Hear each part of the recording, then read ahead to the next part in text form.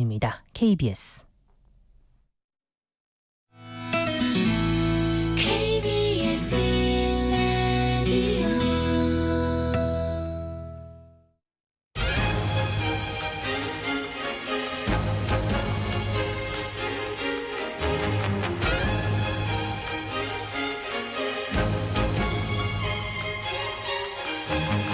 라디오 오늘 아침 일라디오. 안녕하십니까. 오늘 아침 일라디오 아나운서 김기만입니다. 파리올림픽에서 금메달을 따고 한국 배드민턴의 역사를 쓴 안세영 선수가 작심하고 협회를 비판하면서 논란이 일파만파 커지고 있습니다. 선수의 부상 관리나 대회 출전 및 훈련 방식 등에 대해서 강한 실망감과 다양한 문제들이 제기가 됐는데요. 스포츠 선수들이 협회와 갈등을 빚는 일이나 스포츠협회가 논란이 된 일들은 이번이 처음이 아닙니다. 그동안 여러 협회들이 선수와 불편한 상황에 놓이거나 부정 의혹, 각종 잡음들을 일으키는 일들을 지켜봐 왔는데요. 또다시 이런 사태가 발생해서 값진 금메달을 따고도 축하를 받아야 할 선수가 제대로 축하를 받지 못하고 지금 이 순간을 온전히 즐기지 못하는 모습이 참 안타깝습니다.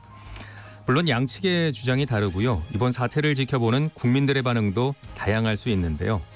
정부가 제대로 된 진상규명을 통해서 근본적인 문제 개선에 적극 나서줬으면 좋겠고요. 모든 스포츠 종목에서 경기에만 집중하고 싶다는 선수들의 바람이 꼭 이루어져야겠습니다. 지금도 기대 이상의 성과를 안겨주는 선수들인데요. 이런 갈등이 해소된다면 선수도 응원하는 국민들도 더 신나게 축제를 즐길 수 있지 않을까요? 8월 8일 목요일 오늘 아침 일라디오 출발합니다.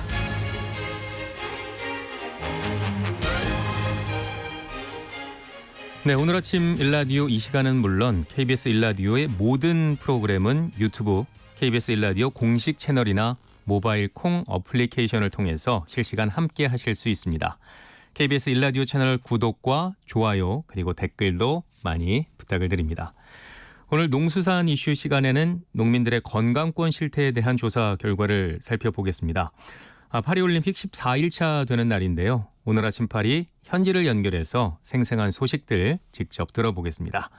또 예술로 떠나는 여행 시간에는 우리나라 활쏘기인 국궁의 세계로 떠나보겠습니다. 방송에 참여하실 분들은요. 단문 50원, 장문 100원이 드는 유료 문자 샵 9730, 샵 9730으로 지금 보내주시길 바랍니다.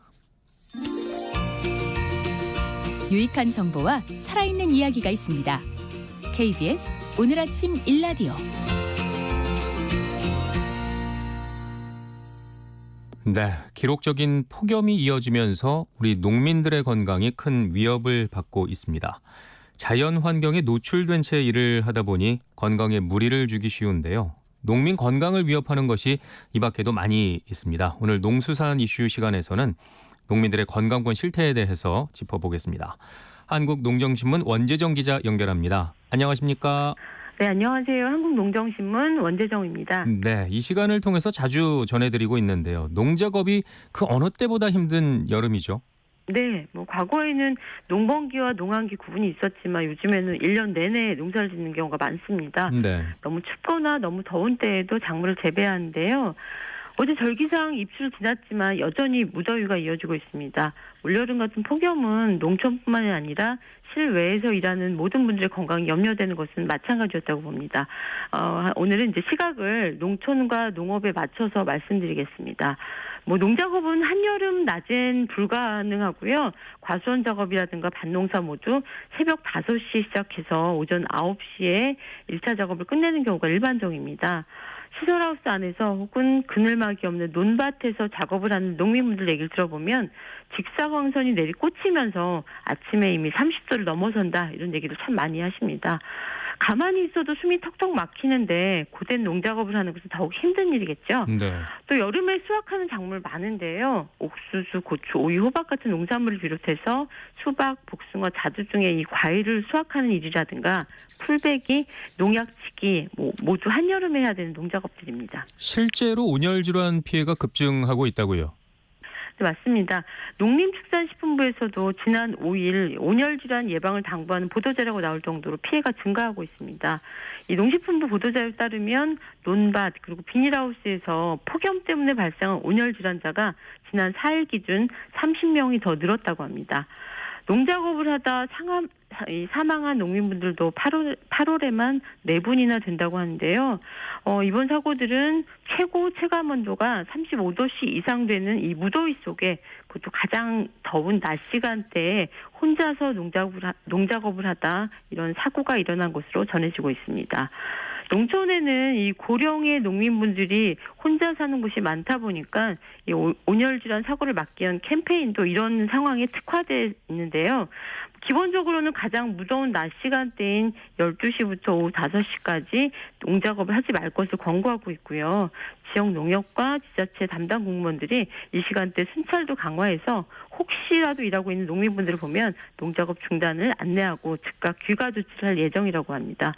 하지만 워낙 논밭이 곳곳에 있고 넓다 보니까 얼마나 촘촘한 관리가 이루어질지는 지켜봐야겠고요. 현장 지도에서 빼놓지 않는 게 하나 있다고 하는데 밭일을 하러 갈 때 옆집에 꼭 말하고 가라 이런 당부라고 합니다. 네, 온열 질환도 각별히 주의를 해야 하겠지만 기본적으로 농작업이라는 게 사고 발생률이 높죠. 네, 충남연구원에서 지난해 2월부터 12월까지 10개월 동안 연구한 농민들의 보건안전 실태 관련 보고서가 지난달에 나왔습니다. 이 보고서의 제목은 충청남도 농업인의 보건안전 실태 및 건강권 보장을 위한 정책 방안인데요. 이걸 토대로 설명드리겠습니다. 충남연구원의 이번 보고서는 명형남, 강마을 박사 두 분이 충남 지역 농업인 대상 실태조사 설문조사 진행했고요. 국립농업과학원의 농업안전보건 중앙데이터베이스 센터라고 있는데 이곳의 자료도 참고해서 작성됐습니다. 보고서에 따르면 환경 노출 위험에서 농업인은 일반 직업인과 비교해서 실내외 관계없이 낮은 온도 노출 비율은 2.4배 높고요. 일하지 않을 때조차 땀을 흘릴 정도로 높은 온도에 노출되는 비율은 약 3배가량 높습니다. 그리고 일반 직업인보다 평균적으로 이 추위와 더위에 더 많이 노출된 채 일하고 있다는 이런 의미인데요. 네. 이것뿐만이 아니라 연기라든가 그러니까 뜨거운 기름으로 음식 만들 때 나오는 발암물질 같은 걸 흉이라고 하는데 네. 연기, 흉, 가루, 먼지 등의 흡입 노출 비율 역시 일반 직업인에 비해 높다 이렇게 조사됐습니다. 농사가 결코 쉽다고 말할 수 없는 조사 결과네요. 네, 맞습니다. 이것뿐만이 아니라 화학 제품이라든가 화학 물질을 취급하거나 피부 접촉에 대한 위험 비율이 일반 기업인과 비교해서 농민분들이 약 2배가량 높습니다. 그리고 농업인의 주관적인 건강 상태 역시 일반 직업인에 비해 약 1.6배 낮다고 조사됐고요. 이 농민 재해율도 상대적으로 높은데요. 5인 미만이 일하는 소규모 농작업장 사고 발생률이 높습니다. 재해 발생 유형 중에서는 떨어짐 사고가 많다는 것도 특이사항인데요. 전체 산업의 떨어짐 사고와 비교해서 2배가량 농업 분야가 높다는 이런 상황이 좀 전해지고 있습니다. 이처럼 떨어지거나 넘어져 다치는 사고가 빈번한 이유는 기본적으로는 농민 연령층이 타 산업군에 비해서 고령화돼 있고요. 또 경사도가 있는 과수원이라든가 밭 등에서 작업을 하다 보니까 농기계 전복 사고, 또 과수원 같은 경우는 사다리를 사용해서 작업을 하거나 또 오르내리다가 바로 헛디딘 사고 같은 이런 경우의 수가 많기 때문입니다. 그렇군요. 또 단순 작업이 반복되면서 오는 고질적인 질병 문제도 있을 것 같은데요. 네, 농작업은 기본적으로 쪼그려 앉아서 오랫동안 같은 동작을 반복하기 때문에 농민분들은 근골격계 질환 많이 앓고 계십니다. 고령의 여성 농민분들은 몸이 이중으로 휘기도 하는데요. 또 어떤 농사를 짓는지에 따라서 질병 발생 양상이 달라지는 것도 확인되고 있습니다. 충남연구원 보고서에는 충남 지역 15개 시군의 만인율을 조사한 결과가 있는데요. 이 만인율이라는 것은 인구 10,000명당 사고라든가 질병 등의 재해 건수를 조사한 결과입니다. 어깨 통증 같은 경우 충남 15개 시군 중에서 부여군이 가장 많이 발생하는 것으로 조사됐고요. 공주시가 어깨 통증의 환자 발생 비율이 가장 적었습니다. 그리고 발진티푸스라는 이 감염성 질환은 논산시에서 가장 많이 발생했고 태안군, 청양군 순서로 많다고 조사됐습니다. 이 발진티푸스는 천안시 발생률은 또 가장 낮습니다. 네, 농민분들의 질병 발생률이 시군별로 다른 이유는 뭔가요? 시군별로 재배한 농작물의 품목이 다르고요. 농업 형태가 다르다는 것이 중요한 이유가 된다 이런 의견입니다. 네. 예를 들면 시설 딸기 농사를 많이 짓는 지역과 또 마늘 농사를 많이 짓는 곳의 질병이나 사고 발생 양상이 다르다는 건데요. 시설 딸기는 쪼그리는 경우가 많고 마늘 농사는 기계 작업이 많기 때문에 몸에 가해지는 부담도 이에 따라 달라진다 이런 진단입니다. 네, 상황이 이러한데 농촌의 의료 시설도 무척 취약하다고요.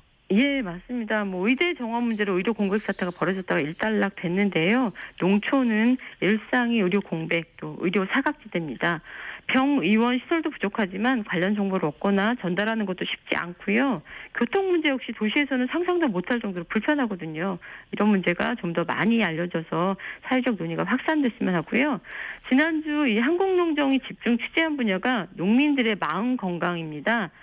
직장을 다니다 아프거나 문제가 생기면 사회적 안전장치가 있는데 이 농사는 아무런 안전장치도 없고 농산물 가격이 보장되지 않아서 불안하고 답답하다 이렇게 호소하는 농민분들이 크게 늘어나고 있습니다.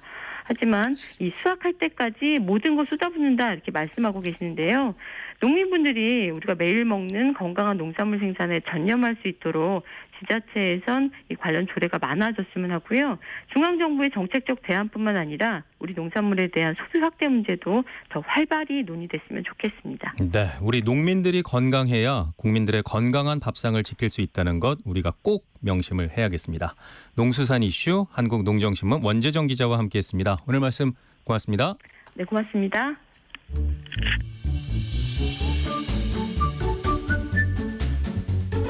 아침을 여는 기분 좋은 습관. KBS 오늘 아침 일라디오.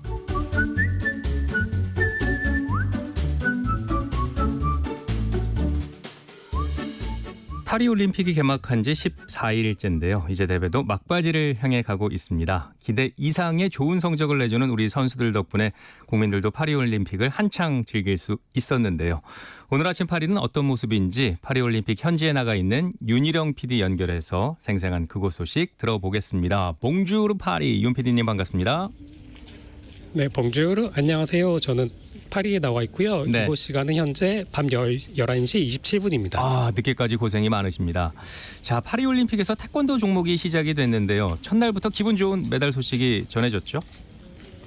네, 태권도 남자 58kg급에 출전하는 그 박태준 선수가 준결승에서 세계 1위 튀니지의 모하메드 칼릴 젠두비 선수를 2대0으로 꺾고 결승에 진출했고 조금 전에 아제르바이잔의 가심 마고메도프 선수와 결승전이 펼쳐졌는데요. 첫 번째 라운드가 진행되던 중에 두 선수의 정강이가 좀 부딪혔고 마고메도프 선수가 왼쪽 다리에 통증을 호소했습니다. 그래서 경기가 좀 지연되고 그랬는데 진정이 된 이후에 이어진 경기에서 박태준 선수가 0대9로 1라운드를 가져갔고요. 2라운드에서도 이제 마고메도프 선수가 계속 통증으로 쓰러졌어요. 그래서 결국 종료 1분 전에 기권을 하면서 박태준 선수가 올림픽 챔피언이 됐습니다. 박태준 선수가 이번이 올림픽 첫 출전이고 이제 20살이라고 하더라고요. 최경량급으로 분류되는 58kg급에서 한국 선수가 메달을 딴 건 이번이 처음이고 네. 남자 선수가 금메달을 건 것은 2008년 베이징 올림픽 이후 16년 만이라고 합니다. 태권도 경기는 지금 우리 펜싱 사브르 대표팀이 여러 메달을 땄던 그랑팔레 경기장에서 펼쳐지고 있는데요.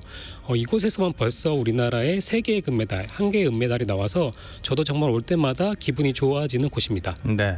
탁구 남자 단체팀은 8강전에서 아쉽게도 중국을 넘지 못했는데요. 여자 단체팀은 오늘 12년 만에 준결승에 나서죠.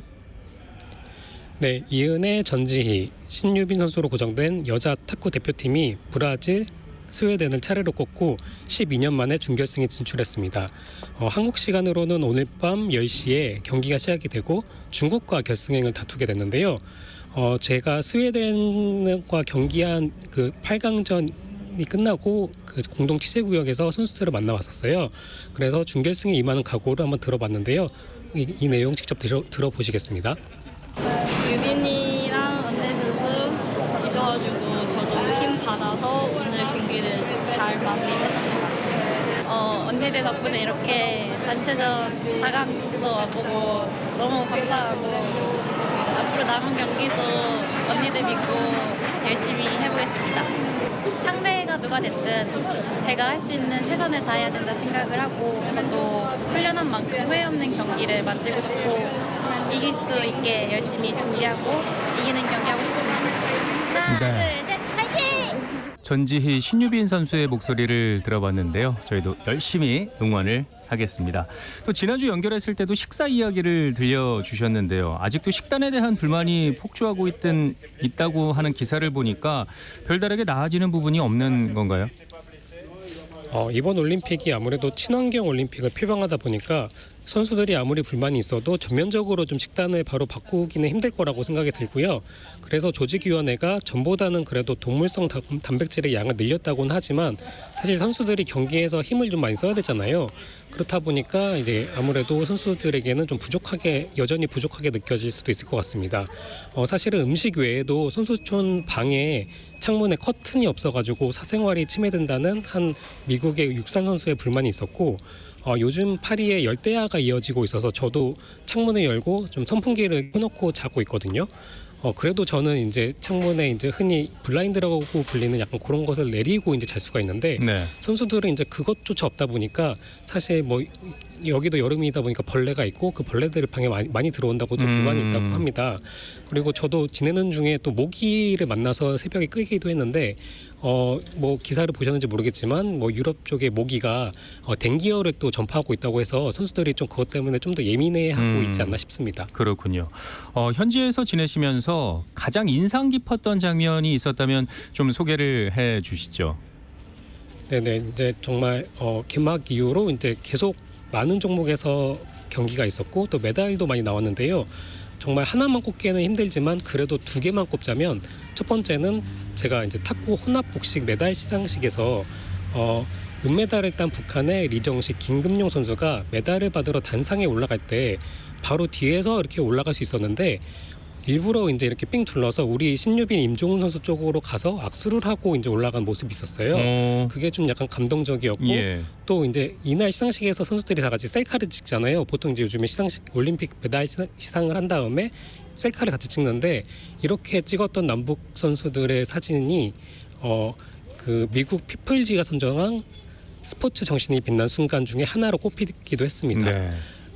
그 다음으로는 또 제가 복싱 여자 54kg급에 출전한 이매지 선수를 좀 꼽고 싶은데요.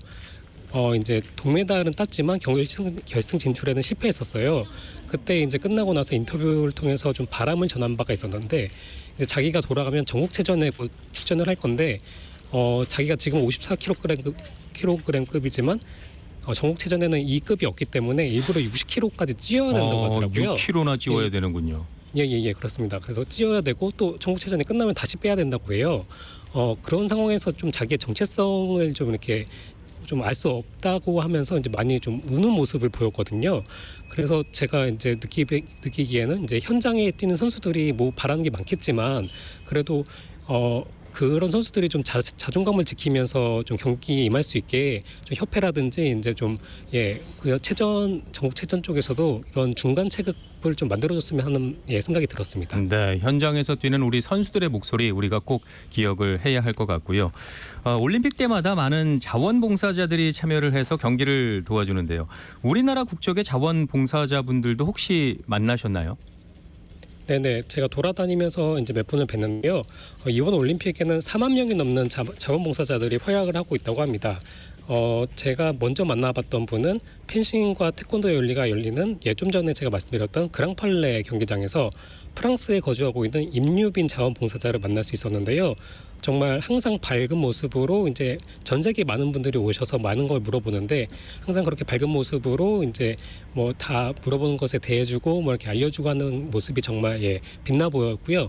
또 어저께 스포츠 클라이밍 경기장에 가서 일본에서 올해 거주 중인 이정숙 자원봉사자분을 만났는데요. 파리 올림픽을 위해서 일부러 도쿄에서 여기 파리까지 직접 오셨다고 해요. 그래서 제가 왜 그렇게까지 이제 자원봉사를 하시는지 직접 한번 들어봤는데요. 인터뷰 들어보시겠습니다. 제 이름은 이정숙입니다. 저는 지금 도쿄에 살고 있지만은 저는 한국 사람이고 여기 자원봉사로 왔습니다. 자원봉사는 그 도쿄 2020 거기서 자원봉사를 했었습니다. 참 좋은 경험이 되었고 또 열심히 그 선수들이 그 경기를 하는 모습을 봐가지고 좋은 경험 그리고 좀 병 걸려서 안 좋은 상태였지만은 그분들부터 많은 힘을 얻었습니다. 그리고 그 파리에서도 꼭 다시 그 자원봉사로 일하고 싶다 생각해서 여기까지 왔습니다. 다 자비로 여기서 지금 자원봉사 활동을 하고 있습니다. 해외에서 여기 파리에서 한국 선수들이 열심히 하는 모습을 봐가지고 기쁘고 또 응원을 하고 싶다 하는 그런 생각이 듭니다. 예, 한국팀 파이팅! 네, 자원봉사를 하는 모든 분들께 정말 박수를 드리고 싶습니다. 센강에 수질이 문제가 있다는 보도가 연일 이어지고 있는데요. 센강에서 수영을 한 뒤에 구토를 10차례 했다는 선수의 소식도 있었고요. 또 그제는 오픈워터 스위밍이라는 종목의 훈련이 취소가 됐다고요? 네, 센강은 이제 산업화의 여파로 인해서 수질이 악화돼서 1923년 이후로 수영이 금지됐다고 합니다. 하지만 이번 하계올림픽 개최를 계기로 2015년부터 우리 돈으로 2조가 넘는 좀 천문학적인 돈을 투입해서 정화를 하기 위해서 노력을 해왔는데요. 그래서 결국 100년 만에 철인 3종 경기가 앞서서 열렸고 수영 마라톤이라고 불리는 오픈워터 스위밍이 곧 치러질 예정이지만 논란은 여전합니다. 여전히 폭우가 내리면 그 오폐수가 강으로 흘러들어서 수질은 나빠지고 강 바닥 쪽에 있던 박테리아가 수면적으로 올라오면서 대장균 같은 것들의 수치가 올라간다고 합니다. 이런 상황이 계속 반복되고 있어서 약간 그런 여파로 앞서 말씀하셨던 훈련이 좀 취소가 됐던 것 같고 하루 만에 좀 재개가 되긴 했었습니다. 그리고 남자 개인 철인 3종 경기 때 결승전에 들어왔던 캐나다 선수가 말씀하신 대로 구타하는 장면이 전 세계에 생중계됐고 네. 또 혼성 계주 경기를 치렀던 벨기에 소속 선수 4명이 경기 직후에 질병이 걸린 것으로 전해졌지만 사실은 이게 센강의 수질 문제로 인한 것인지는 아직까지 정확하게 밝혀진 바는 없습니다. 그렇군요. 윤일영 PD가 직접 센강 간이 수질 검사를 해보셨다고요? 네, 제가 이 내용은 이제 오늘 밤 일라디오를 통해서 한번은 소개를 드렸는데요. 혹시나 이제 듣지 못하신 분들이 있을까봐 또 한번 제가 좀 말씀을 드려보겠습니다. 제가 파리 오기 전부터 이제 센강 수질 논란이 많다 보니까 일부러 좀 간이 수질 검사기를 직접 사왔어요. 그래서 그래서 좀 기회를 노려보고 있었거든요. 근데 개막 전에는 워낙에 이 통제가 심하다 보니까 내려가서 혹시나 제가 그걸로 문제가 생겨서 혹시나 KBS나 우리나라에 좀 무리를 끼칠까봐 좀 조심을 했고요. 이제 엊그저께 제가 좀 한번 밤에 일부러 좀 늦은 시간에 가서 센강을 좀 걷고 있었습니다. 그러다가 그 카루젤 다리라는 곳 밑에서 이렇게 강변까지 좀 내려가는 계단을 발견했어요. 그래서 저 계단을 내려가면 이렇게 내려가서 손을 뻗으면 물을 담을 수 있겠다 싶어서 내려갔고요. 그리고 준비해갔던 페트병 500ml 병에다가 3분의 1 정도를 담는 데 성공했습니다. 떤 다음에 제가 한번 냄새도 맡아보고 한번 그 맑은지 안 맑은지도 한번 봤는데 냄새도 안 났고 그렇게 탁해 보이지도 않더라고요. 그래서 오히려 저는 놀랐었고요. 또 제가 한번 궁금해서 살짝 찍어서 맛도 봤거든요. 근데 크게 맛은 느껴지지 않았고 바로 이제 양치질을 하긴 했습니다. 이후에 이제 숙소에 돌아와서 검사를 해봤는데 제가 측정한 항목이 총 3가지예요. 수소 이온 농도, 흔히 이제 pH라고 불리는 그거고요. 네. 그리고 전기 전도도 EC라고 불리는 게 있고 용존 고형물 총량 TDC라는 이런 게 있는데요. 좀 어려우시겠지만 제가 조금 설명을 드려보겠습니다. 이게 우리나라에서 수질 검사를 담당하는 기관에서 측정하는 수치들이거든요. 그래서 한번 제가 그 검사를 해봤고 센강의 수소 이온 농도는 pH 8.31이더라고요. pH 8.31. 그러니까 약간의 알칼리성을 띠고 있었고요. 제가 알아보니까 보통의 바닷물이 pH 8이라고 하고 작년 10월 4일에 측정된 남한강 상류의 동강 지역의 pH 농도는 8.8이었다고 합니다. 그러니까 이게 수영을 한다고 해도 크게 이제 사람한테 피해를 끼치지 않을 정도의 그런 수치인 것 같고요. 다음으로는 전기 전도도를 검사해봤는데 604 마이크로 지멘스 퍼 센티미터로 나왔어요. 요게 이제 또 작년 10월 4일에 측정된 그 남한강 상류 동강의 전기 전도도는 258 마이크로 지멘스 퍼 센티미터였습니다. 그러니까 이게 전기 전도도가 무슨 말이냐면 물이 얼마나 전기를 잘 통과시키느냐 이 척도고 그러니까 물 속에 녹아 있는 이온 물질이 얼마나 많냐 이걸 측정하는 거거든요. 그래서 이게 그런 물질이 높으면 많다고 합니다.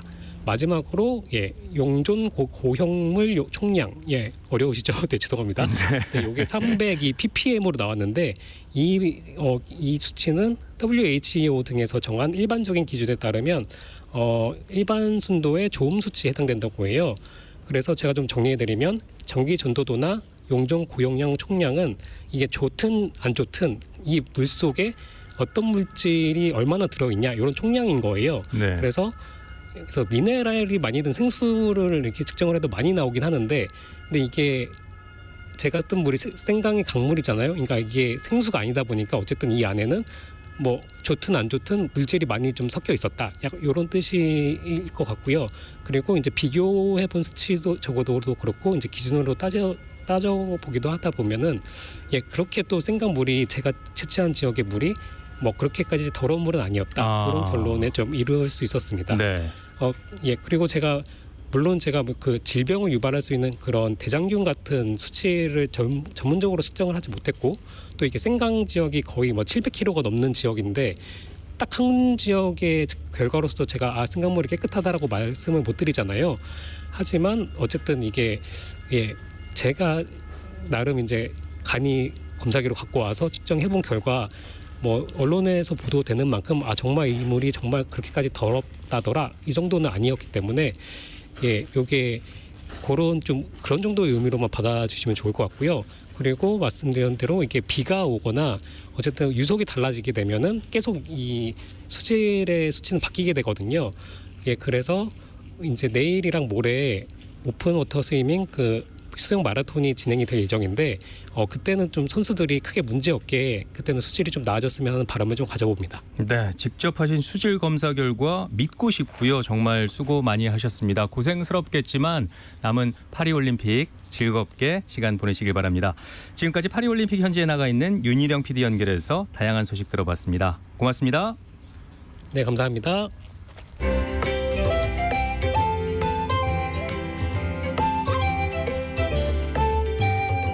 상쾌한 하루의 시작. KBS 오늘 아침 1라디오.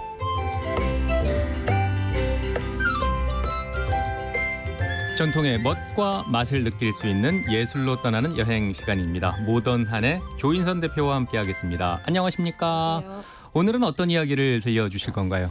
네, 이제 아나운서님 파리 올림픽 주간이 이제 막바지에 접어들었는데요. 네. 많은 분들께서 예상했던 것보다 기대 이상의 성적을 거두면서 여러 종목에서 대활약하고 있는 우리 국가대표 올림픽 선수단들에게 뜨거운 응원을 또 보내주고 계시잖아요. 네. 그래서 우리 김기만 아나운서님께서도 체육이 전공이신 걸로 그렇죠. 알고 있는데 올림픽 재밌게 보고 계신가요? 정말 미치는 줄 알았어요. 김우진 선수 그 마지막 그렇죠. 결승전 보면서 정말 막 지금도 소름 돋는데 양궁 잊을 수 없죠. 그렇죠. 예. 그래서 오늘 그 신이 내린 궁사, 신궁의 나라, 유서 깊은 대한민국의 활쏘기 문화에 대해서 한번 소개를 드릴까 합니다. 예. 네. 그래서 사실 우리나라는 이제 신궁의 나라라는 타이틀에 맞게 우리 선조들은 무려 선사시대 때부터 활과 관련된 도구들을 사용하면서 활을 쐈다고 합니다. 그래서 또 중국의 삼국지를 보면 우리 민족을 동이족이라고 불렀잖아요. 맞아요. 그래서 동이라는 뜻이 동쪽에서 사는 활을 잘 쏘는 민족이라는 뜻입니다. 그렇군요. 네. 그래서 이 이자에 잘 보시면 한문 이자에 클 대자 활 궁자가 합쳐진 게 이제 이자인데요. 예. 그래서 이제 그 뜻 자체가 동쪽에 사는 활을 대단히 잘 쏘는 민족이라는 의미가 이 동이라는 이름에 고스란히 남아 있을 정도로 우리 민족은 오래전부터 활을 잘 쏘는 것으로 그렇군요. 유명했습니다. 네. 그리고 이제 고구려 시대 때 그려진 고분 벽화 중에서 사냥을 하는 모습을 그리는 그림에는 이 빠르게 달리는 말 위에서 활을 쏘는 고구려 무사들의 모습이 이제 벽화에 남아 있는데요. 예. 이 고삐를 잡지 않은 채로 활을 당기는 것도 어려운데 심지어 이렇게 뒤돌아 쏘는 모습을 하는 본 적이 있어요. 기억나시죠? 네. 예. 그렇게 이제 뒤돌아서 고삐도 안 잡고 활을 쏠 정도로 이제 활쏘기를 잘하는 걸로 유명한 민족이었습니다. 그래서 이제 전통적으로 또 주변 국가들의 무기를 비교해 보면 중국은 창의 민족, 일본은 칼의 민족, 한국은 활의 민족이라고 했을 만큼 우리 민족은 예전부터 아주 활쏘기에 대단한 실력을 보이고 또 수천 년을 이어온 우리 전통 활쏘기를 국궁 무술이라고 부르고 활을 쏘는 무술이라는 의미로 궁도 또는 궁술이라고도 불렀습니다. 그렇군요. 네. 역사적으로 생각을 해보면 그러면 양궁을 잘하는 것도 유전자도 한 몫을 했을 것 같은데. 2000년이 넘게. 네. 예, 우리 그 피의 DNA가 그 활 그렇죠. 관련해서 뭐가 피가 흐르고 있는 것 같은데 그러면 우리 선조들 중에서 대표적인 신궁 명사수가 있었을까요? 네, 일단 이름 자체에 활을 잘 쏘는 사람이라는 뜻을 가진 주몽. 있습니다. 네. 그래서 이 주몽이라는 뜻 자체가 활을 잘 쏘는 사람이라는 이제 고구려의 그 뜻입니다. 그래서 예. 이 활을 얼마나 잘 쐈으면 활을 잘 쏘는 사람이라는 뜻을 가졌을까요? 그래서 전해져 내려온 전설이 있는데 여러 부족으로 흩어져 있던 고구려를 주몽이 활로써 각 부장과의 토너먼트 대결을 해가지고 이겨서 이제 그 부족을 이기는 부족을 점령을 했는데 그때 당시에 이제 한국에는 120개가 넘는 부족이 있었는데 예. 이 120개 부족장 중에서 으뜸이었다고 하니까 그것으로 봐도 주몽이 얼마나 활을 잘 쐈는지 알 수 있습니다. 그때 올림픽이 있었다면 주몽이 나가서 3관왕 정도로 뭐 가뿐하게. 5관왕도 전 종목 석관. 예. 네, 그리고 태조 이성계 같은 경우도 활을 아주 잘 쐈다고 전해져 있는데요. 예. 얼마나 잘 쐈으면 재미있는 일화가 있을 정도입니다. 그래서 어느 여름에 이제 궁궐에 파리가 한 마리 들어와가지고 이성계의 밥상에 앉았다고 합니다. 그래서 이성계가 이렇게 손으로 치우려고 하니까 파리가 도망쳤을 거 아니에요. 그래서 이제 파리가 궁의 한 기둥에 붙었는데 이성계가 활을 쏘아서 그 파리를 맞췄습니다. 그리고는 이런 말을 하죠. 파리의 왼쪽 눈에 맞았을 거야. 그랬는데 이방원이 보니까 정말 파리의 왼쪽 눈이 맞아 죽어 있었다. 이거 뭐 사과를 맞춘 로빈 훗은 뭐 그냥 저쪽으로 저쪽 구석으로 가 있어요. 그래서 이제 이런 일화만 봐도 일단 기본적으로 우두머리는 활을 무조건 잘 썼어야 됐고 또 활을 얼마나 잘 쏘느냐가 또 우두머리 기준이 되었을 정도로 우리 민족은 이 활, 국궁의 진심이었습니다. 예, 네. 국궁이 우리 전통 활쏘기인 거잖아요. 네, 맞습니다. 그러면 양궁하고는 어떤 차이가 있을까요? 네, 그래서 이 양궁 자체가 이제 서양할 때 양자를 붙여서 만든 것인데요. 이 양궁은 16세기 초에 영국 전역에 보급이 됐고 또 유럽과 아메리카 대륙으로 확산하면서 스포츠로 주목을 받기 시작했는데 이제 우리나라 고유의 국궁은 몽골에서 유래가 된 거고 이 양궁 같은 경우에는 1538년 그 아시아권에서 이제 궁도를 들여와서 이 궁도 애호가였던 헨리 8세가 영국 전역에 보급시키면서 대회도 개최하고 뭐 많은 사람들이 소개를 했는데 반응이 너무 좋았던 거죠. 그래서 차츰 유럽과 아메리카 대륙으로 이 양궁을 수출하면서 스포츠로서 각광을 받게 됩니다. 그리고 1908년 제4회 올림픽 때부터 정식 종목으로 채택이 되면서 지금까지 이어져 내려오고 있습니다. 양궁도 역사가 그래도 꽤 오래됐군요. 네. 그러면 양궁이 우리나라에는 언제 어떤 경로를 통해서 들어온 건가요? 네, 사실 아주 좀 우연한 계기로 들어왔는데요. 1962년 남산 중턱에 있는 석호정.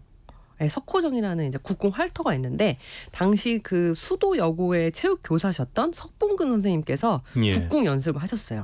근데 이 석호정이 어떤 곳이냐면 조선 인조 때 세워진 곳으로 추정이 되는 서울의 대표적인 활터인데요. 이 조선 시대 왕과 관료들이 활을 쏘던 곳을 황학정이라고 불렀고 이 석호정은 민간인들이 활을 연습하던 곳이었어요. 그런데 이 미 8군에서 이제 근무하던 에로트 중령이라는 분이 계셨는데 남산에서 산책을 하다가 우연히 석호정에서 연습 중에 석봉 선생을 본 거죠. 그래서 뭔가 이렇게 재밌게 활을 쏘니까 가서 저도 한번 쏴봐도 될까요? 라고 이제 말을 건넵니다. 그래서 석봉 선생님께서도 한번 쏴보실래요? 하면서 이제 같이 친구가 됐고 연습을 하게 된 거예요.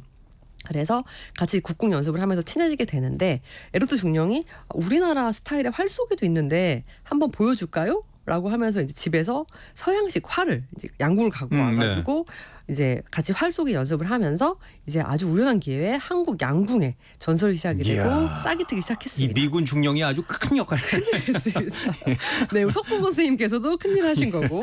네, 그래서 그 후에 이제 1963년 7월 27일 국제 양궁 연맹에 이제 정회원국으로 가입을 하게 됐고 그해 9월 8일 제11회 서울시 체육대회에 최초로 이제 정기 종목으로 채택이 되면서 이제 국내에서 처음으로 양궁 대회가 개최되었고 1968년 9월 17일에 개최된 제49회 전국체전에서 정식 종목으로 채택이 되면서 이 중고등학교의 양궁팀 창설 붐이 일게 됐어요. 그래서 급속도로 양궁이 보급되기 시작합니다. 말씀하신 남산의 국궁터 그 석호정이 아니었다면 한국 양궁의 역사가 정말 어떻게 됐을지 아무도 예측을 그렇죠. 못하는. 금메달 5개 못 딸 수도 있었습니다. 그러면 네. 국궁과 양궁의 차이는 뭔가요? 네, 이제 크게 두 가지 차이가 네. 있는데요. 장비의 차이가 있고 규칙의 차이가 있습니다.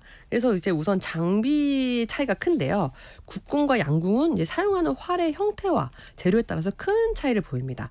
그래서 국궁에 사용되는 활은 주로 물소의 뿔, 나무와 소의 힘줄, 그리고 자연적인 재료로 이렇게 만들어지고 이러한 재료들은 이제 활의 복원력을 극대화합니다. 그렇기 때문에 국궁의 활은 양궁에 비해서 길이가 짧고 더 많이 휘어져 있어요. 그래서 이것은 이제 강한 복원력을 제공하면서 긴 사거리를 가능하게 합니다. 네. 반면에 양궁에 사용되는 활은 주로 현대적인 합성 재료 사용이 되는데요. 카본이라든지 폼, 그라스 화이버 등의 이제 현대적인 재료를 사용하면서 제작된 활은 국궁 활보다 더 가볍고 좀 높은 정밀도와 안정성을 오히려 제공을 합니다. 그리고 또 다양한 조준기와 안전 장치를 장착할 수 있어서 국궁의 용도가 주로 수렵이었다면 양궁은 정확성을 요구하는 스포츠에 조금 더 적합하다고 볼 수 있습니다. 네. 그리고 두 번째는 규칙의 차이가 있습니다. 그래서 이제 국궁과 양궁은 사격 기술과 규칙에서도 이제 큰 차이를 보이는데요. 이제 국궁 같은 경우는 일반적으로 조준 장치가 없이 사용을 하고 이제 고정된 145m의 사거리를 사용을 하는데 양궁에 비해 2배 정도 더 긴 거리예요. 그래서 이제 관역 자체가 이제 사각형 모양이라서 그 조준할 수 있는 게 없고 이제 화살이 관역 어디에 맞든 명중으로 관주가 됩니다. 그리고 양궁 같은 경우에는 이제 조준기를 사용해서 사격을 수행하고 관역까지 거리는 남녀 종목에 따라 원래 다르게 설정이 됐었습니다. 그래서 이제 올림픽 라운드에서의 거리는 남자 90m, 70m, 여자는 70m, 60m 이런 식으로 36발씩 144발을 쏘아서 이제 토너먼트 정시로 진행을 했는데 현재는 이제 64명 선수마다 랭킹 라운드 전을 실시하는 세트제로 이제 운영 방식이 바뀌었습니다. 네. 그렇군요. 근데 우리나라에서는 사실 양궁이 워낙 많은 사랑을 받고 있다 보니까 국궁에 비해서는 양궁이 친숙한 게 사실인데요. 네. 우리나라 국궁의 매력은 어떤 게 있을까요? 네, 제가 아까 말씀드렸듯이 이제 우리 선조들을 국궁의 전통이 무려 이제 2000년이 넘게 이어져 오고 있다고 했잖아요. 네. 그래서 이런 것들을 봤을 때 우리나라 국궁의 가장 큰 매력은 골라 쏘는 재미가 있다라는 것 같아요. 네. 그래서 이 삼국시대의 국궁은 이제 주로 사냥이나 전투를 위해서 사용이 되었지만 조선시대에 이르러서는 국궁은 사냥뿐만 아니라 다양한 용도로 발전을 하게 됩니다. 특히 전쟁용이 아닌 이제 정신 수양을 위한 활쏘기가 유행을 하면서 요즘 많은 분들이 골프를 치시잖아요. 네, 그렇죠. 그래서 조선시대 선비들은 국궁을 통해서 이제 심신 단련과 호연지기를 길러왔던 것이죠. 호연지기를 기르셨군요. 네. 그래서 이제 조선시대 때 활 좀 쏜다는 선배들 사이에서 경쟁 아닌 경쟁이 생기기 시작하는데요. 속된 말로 장비빨이라고 중요합니다. 네, 매우 중요합니다. 그래서 경쟁이라도 하듯이 이 국궁 장비 수집에 열을 올리기 시작을 합니다. 조선시대 때도 그랬군요. 네, 그래서 우리 선조들께서 이제 크기나 재료 또는 형태에 따라서 국궁 장비를 다양하게 제작하기 시작했는데요. 이 활의 길이를 2m 기준으로 그보다 크면 장궁, 또 짧으면 단궁으로 분류했고 활의 제작 과정에서 쓰인 재료에 따라 나무로 만들어지면 목궁, 대나무로 만들면 죽궁, 솥불로 만들면 각궁, 또 노쇠로 만들면 철궁으로 분류를 했습니다. 네. 그리고 더 나아가서 이 제작에 쓰인 재료가 몇 가지 종류인가에 따라서 단일궁과 복합궁으로 구분하기 이르렀는데요. 이 단일궁은 한 가지 재료, 나무나 대나무면 대나무 한 가지 재료를 이용해서 만든 활입니다. 그리고 복합궁은 여러 가지 재료를 혼합해서 만든 활이라고 이제 그렇게 명칭을 했고요. 또 이제 형태에 따라서는 긴 모양의 직궁, 또 반쯤 둥글게 휜 반곡궁, 또 완전히 둥근 모양을 가진 만곡궁으로 구분을 했습니다. 뭐가 많이 있군요. 종류가 생각보다 굉장히 많죠. 장비빨을 중요하게 생각하시는 분들은 조선시대 때도 돈 좀 쓰셔야겠네요. 근데 혹시 이런 것들을 볼 수 있는 박물관 같은 곳들도 있을까요? 네, 있습니다. 국내에서 딱 하나 유일한 활 박물관이 있는데요. 바로 경기도 부천에 위치한 부천 활 박물관이 있습니다. 그리고 마침 또 올해 20주년 기념, 개관 20주년 기념 특별전이 진행이 되고 있는데요. 옛 그림 속 우리 활 화중사해라는 전시가 진행이 되고 있습니다. 그래서 이번 특별전에서는 고려시대와 조선시대에 이제 활들이 그려진 산수인물화라든지 풍속화, 병풍자료 11점과 함께 부천 활박물관이 소장한 활 유물들을 한자리에서 만나볼 수가 있습니다. 그래서 국가무형유산 보유자이신 궁시장님께서 직접 제작한 각궁과 실제로 사용했던 이제 각궁 제작 도구들까지 선보인다고 합니다. 그리고 전시는 올해 11월 17일까지 진행된다고 하니까 무더운 여름날 시원한 박물관에서 우리 전통 국궁의 아름다움과 역사를 만나보시면서 올림픽 전 종목 석권의 전설을 만든 신궁의 후예임을 자랑스럽게 한번 누려보시는 시간을 가지시면 좋을 것 같습니다. 네, 국내 유일의 부천 활박물관에서 개관 20주년 기념 특별전이 진행되고 있으니까요. 관심 있는 분들 방문해 보시길 바랍니다. 예술로 떠나는 여행 시간, 오늘은 우리의 활쏘기 국궁의 매력 속으로 떠나봤습니다. 모던한의 조인선 대표와 함께했습니다. 오늘 말씀 고맙습니다. 감사합니다. 네, 오늘도 전국 대부분 지역에서 최고 체감 온도가 35도를 오르내린다고 합니다. 천둥, 번개에 소나기가 오는 곳도 있다고 하니까요. 혹시 모를 상황에 대한 대비 잘 하시길 바랍니다. 오늘 아침 일라디오 지금까지 아나운서 김기만이었습니다. 내일 다시 인사드리겠습니다. 고맙습니다.